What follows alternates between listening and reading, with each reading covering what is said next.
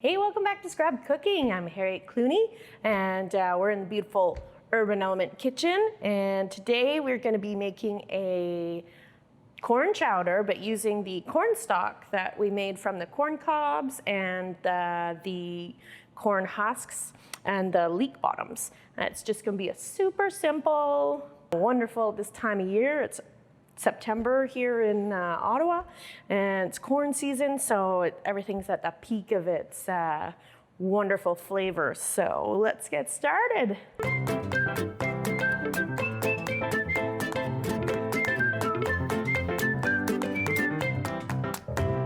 And before we get started, don't forget to hit the like button or the subscribe button, and or both, and we will start our corn chowder.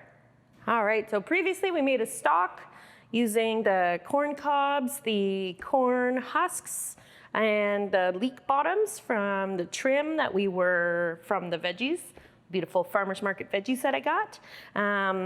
Farmer's market leeks happen to be quite full of dirt. I mean, any leeks that you get at the supermarket you have to wash anyway, but these were particularly dirty, but in a good way. So we cut them up and we filled them in a bowl with water, and we gave them a good jostle. And the dirt is heavier than the leek, so it sinks to the bottom. So we are going to pull it up, trying not too much to disturb the water, because we don't really want to invigorate the water, because that will make the dirt get mixed all back up in there, and that's not what we want. We want that dirt to sit at the bottom and stay there. So just sort of gently. So we've got our beautiful leeks, and now I've got about a 1/4 pound of butter, and I'm going to add it into my pot, and we're gonna melt it. So on a gas stove, I'd probably put it at medium high, and probably medium on an electric stove. We want it to melt, and then we're gonna add our leeks, and we're just gonna sweat them just nice and gentle. So the only other ingredients are beautiful corn itself, the butter, the corn stalk, and some heavy cream. And then we're gonna simmer it all together for about 45 minutes, and then we're gonna put it into the blender.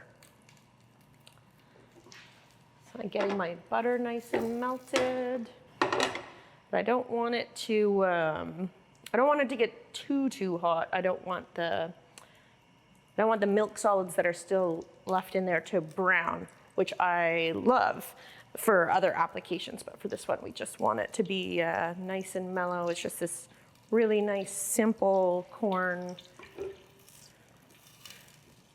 chowder. Once our butter is melted, then I'm just gonna add these leeks in.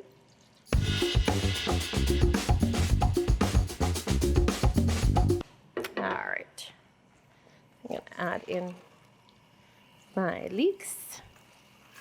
It's a nice sound. And I'm gonna put in a good chef pinch of salt.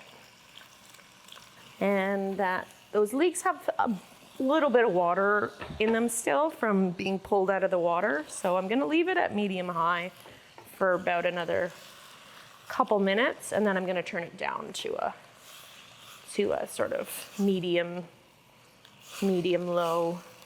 So we don't wanna get any color on our leeks. We just want them to slowly sweat.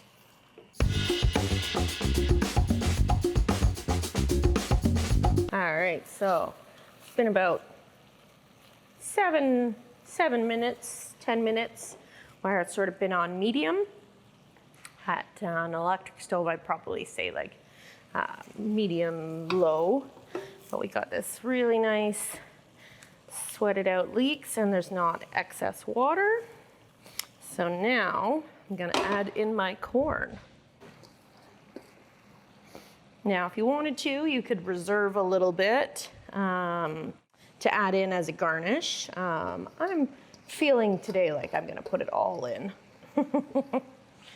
And just have a nice, smooth, rich soup. So I'm gonna put another little chef pinch of salt there. The salt's gonna help pull a little bit of the water out from the corn. And we're just gonna cook it till the corn gets nice and yellow.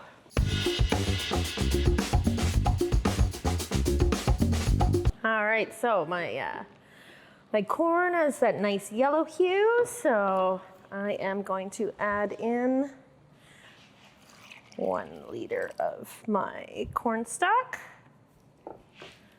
And I'm gonna add in 1 liter of 35%. Because 35%'s got a lot of fat in it, it likes to cling to the container. So I'm gonna add another little chef pinch of salt. And we're gonna let that go for about 45 minutes. The cream is we're gonna bring it up to a boil, and then we're gonna turn it down.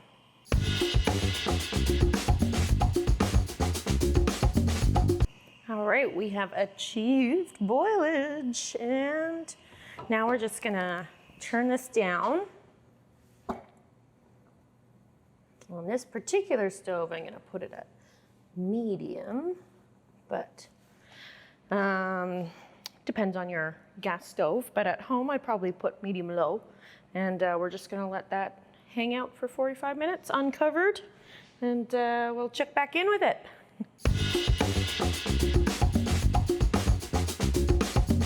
Now that it's super hot and simmering and quite full, we just have to be careful of the temperature because it may want to overflow. So we're just gonna adjust the temperature. So anytime you sort of see it kind of foaming up, kind of go, ah, and sort of run to it and just kind of keep an eye on it because you don't really want it to be boiling. So we might just need to turn it down. So I've moved this guy down to low.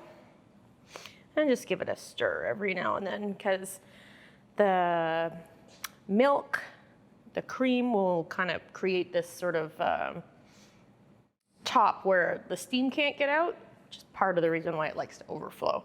So need to give it a good stir and not have it as too high a temperature. And we're just gonna, I think we've got it to a good temp now, so we're just gonna now let it hang out, but keeping an eye.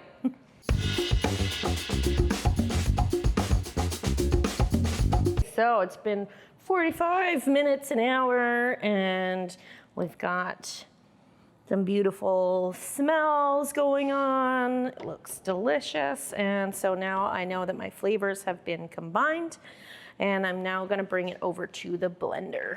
We're gonna turn it off.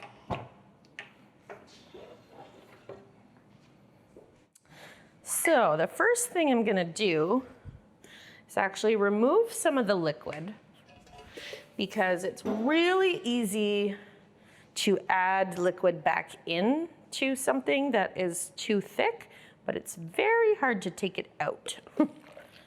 And then if you don't end up using all of it, I actually usually just cool it down and freeze it until the next time I make something that needs some delicious corn cream. So I'm just gonna do one more. So I've got about 3 cups in there. So I'm just gonna keep it on the side. That way I can add it in if it's not the right consistency, but again, it's just really hard to take it out. Then I have to put it on the stove and then we have to reduce it, and it's just a lot easier this way. So I always try to make every scoop kind of even, because if I just go like that, it's gonna be mostly liquid and not as much of the pieces of vegetables. So I wanna give it a good stir before I pick it up, and then every scoop should be sort of equal. So I'm gonna go no more than a liter. And then we are gonna put one little chef pinch of salt in there. We're gonna put this lid on. Now we're not gonna put the little piece of plastic that often goes on top, because if I do that and it's a hot soup, it may explode. And it's really messy and very dangerous and can get you in the face and all places you don't want that. So instead, I use a clean tea towel and I put that on top because that will allow some of the steam to escape and won't create a pressure cooker where it wants to explode. So I'm gonna start on the lowest possible setting, which is not what happened. All right, so we're gonna start at the lowest setting and slowly bring it up.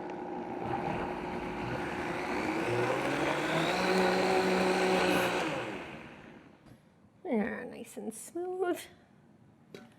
Gonna add it in there. And we're just gonna keep going until it's all done. And then we'll adjust the seasoning and have a nice bowl of soup.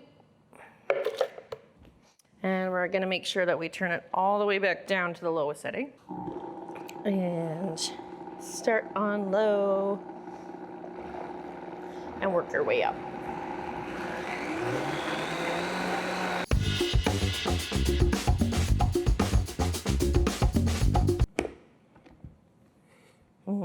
I love that smell.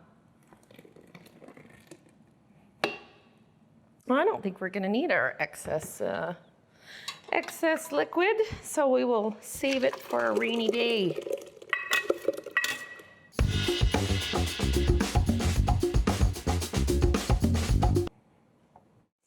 All right, now we're gonna get a tasting spoon.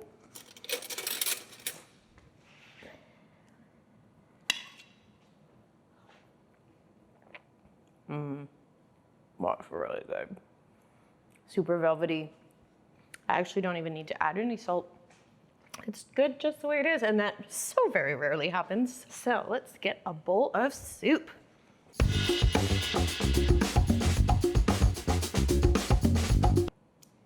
On a cool day, so good. And our leek oil, we're just gonna make it pretty. There we go. One delicious bowl of creamy corn chowder. Just 5 ingredients: buttercream, cornstalk, leeks, corn. That's it. So thanks so much for watching. I hope you enjoy your corn chowder. It's good if you cool it down, you can freeze it. It's good in the fridge for about a week, and it's simply delicious, super velvety, nice and full of flavor, and just feels like a warm hug. So we'll see you next time. Thanks so much.